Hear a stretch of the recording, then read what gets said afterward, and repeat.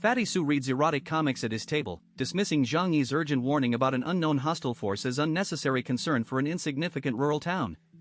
27 kilometers west, two figures in white camouflage emerge from a ruined urban area: Lu Ziang, a giant of a man burdened by the deep snow, and Lieutenant Xia Huanhuan, a woman inexplicably comfortable in minimal clothing despite the -60-degree cold.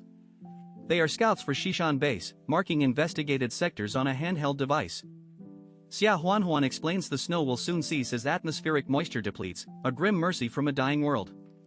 Following a special directive from their superiors, they divert to a riverbank location, mushing a sled pulled by 4 Alaskan Malamutes toward Shujia town. They arrive to find Sudong village transformed into a fortified settlement of ice, dominated by a massive central castle. The village sled dogs raise the alarm, triggering a panicked mobilization of armed villagers still traumatized by Zhang Yi's previous massacre. Xia Huanhuan steps forward calmly, producing military identification and declaring herself a lieutenant of the Tianhai Military District on an official survivor assistance mission, leveraging the villagers' desperate hope for authority to defuse the standoff. Xia Huanhuan and Lu Ziang approached Sudong village under the banner of the Tianhai Military District, their uniforms and identification instantly disarming the armed villagers. The newly appointed chief, Sudong Tang, shed his stern demeanor for fawning obsequiousness, viewing the visitors as a lifeline to government patronage and a chance for the Su family to ascend. He immediately commandeered the village's best stores, cured pork, chicken, frozen fish, and precious grain, to host a steaming hot pot banquet in his insulated igloo, while the elders exchanged silent glances at his shameless appropriation of Third Master Su Dongxing's legacy and the community's collective labor.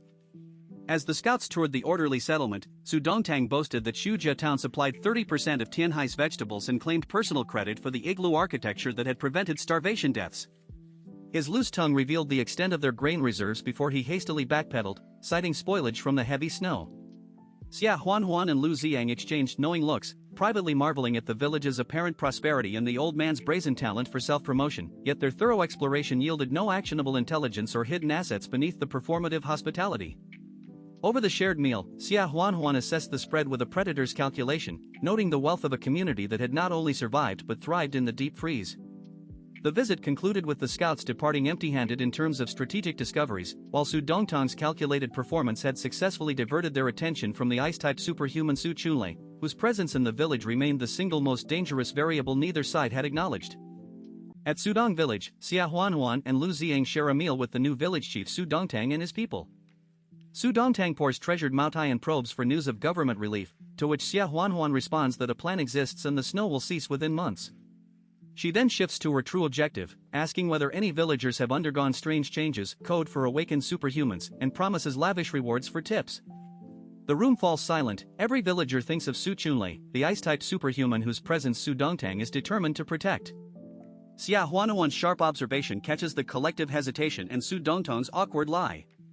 She confronts him directly, warning that concealing such talent carries severe penalties.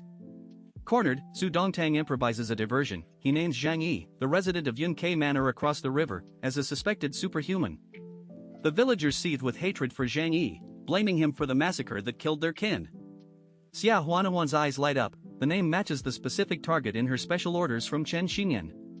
She realizes she can now mine the villagers for detailed intelligence on Zhang Yi, turning Su Dongtang's desperate deflection into a critical intelligence leak.